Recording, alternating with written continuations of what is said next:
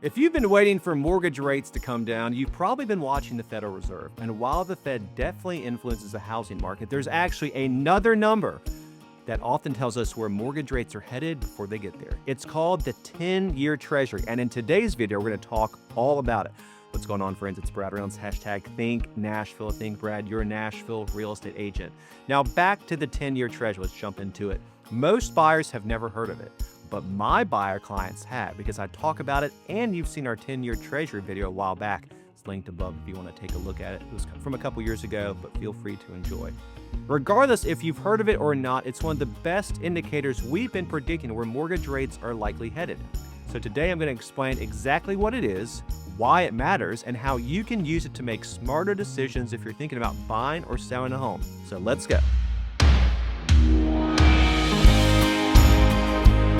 So the big question, what is the 10-year Treasury yield? Let's start with the basics. The U.S. Treasury spends a lot of money, way more than we have. It runs a deficit every year. Part of the way they finance that deficit is through the sale of Treasury bills, T-bills. One of the most popular is the 10-year Treasury note.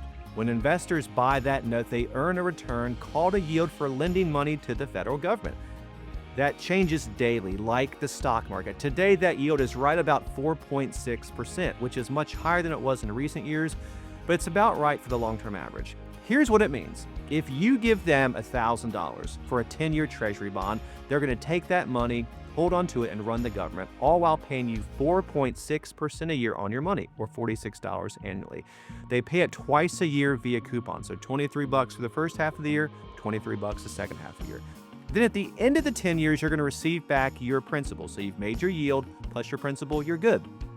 In an ideal world, inflation would be low, and because of it, the 10-year Treasury would be low. Unfortunately, in recent years, aka the last 50 or so since we went off the gold standard, that has not been the case. But people love Treasury bills. Elderly people, young people, everybody, particularly elderly, because it's extremely safe. They always pay. We've never defaulted. God forbid we ever do default. But where it gets interesting is that mortgage lenders also pay attention to it. It affects mortgage rates.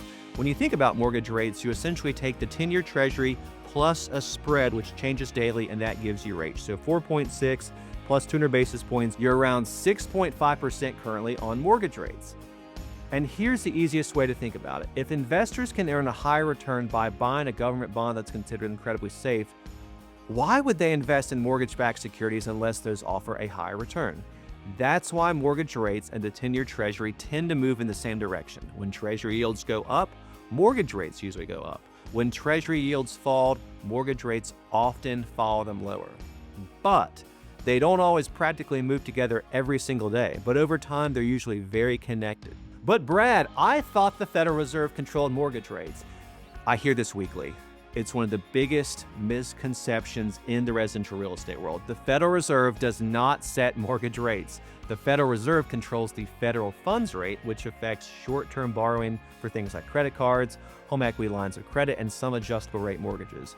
Mortgage rates are primarily driven by the bond market. So it's entirely possible for the Fed to cut interest rates and mortgage rates barely move, or even go up. I've seen it. It stuns me. They go, the Fed just cut rates. Mortgage rates must be down. Not necessarily.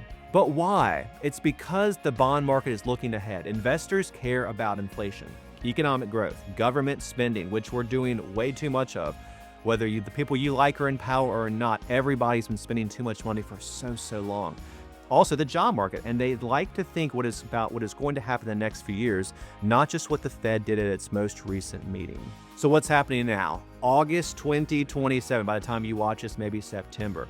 Over the past couple of years, inflation has been very stubborn. It's come down from the COVID highs where we printed way too much money and the supply went crazy, everything got more expensive, and that's good. But it still hasn't come down as quickly as people expected. At the same time, investors continue watching government spending, economic growth, oil prices, and employment data very closely. Whenever the market starts to worry that inflation could stick around longer, the 10-year Treasury yield starts to rise. And when that happens, usually mortgage rates move higher as well, which is exactly what we've seen. The last year or two, mortgage rates are at the highest they've been in a couple years. Prices have cooled a little bit, activity has cooled, yada, yada, yada. But as I mentioned before, the opposite is also true. If inflation starts cooling down, investors become more confident about the economy, Treasury yields can fall and mortgage rates often improve with them. So Brad, enough 10-year Treasury, chlorophyll, borophyll, all these things. What does this mean for home buyers? Well, ultimately, that's what I'm here to talk about because I'm a real estate professional. I'm not an economist. I don't guess where rates are going. I think about these things, but I don't guess. If you're waiting for mortgage rates to hit some magical number before buying, you're probably going to be waiting longer than you think. Instead of watching the headlines about the Federal Reserve, here's what I would do. Watch my channel daily. Every video, every minute of every single day. Never stop doing it. You have to treasure it, as I said in Billy Madison. Also, start paying attention to the 10-year Treasury yield. It's one of the best indicators of where mortgage rates may be heading. Now, that doesn't mean you should try to time the market perfectly. Nobody can do that consistently.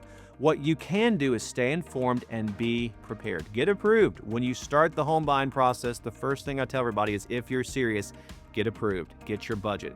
And when you do that, make sure to call my friends at Lending Hand Mortgage in Madison, Kevin Kennerson and team. They got about 30 people on staff. They are crushing it.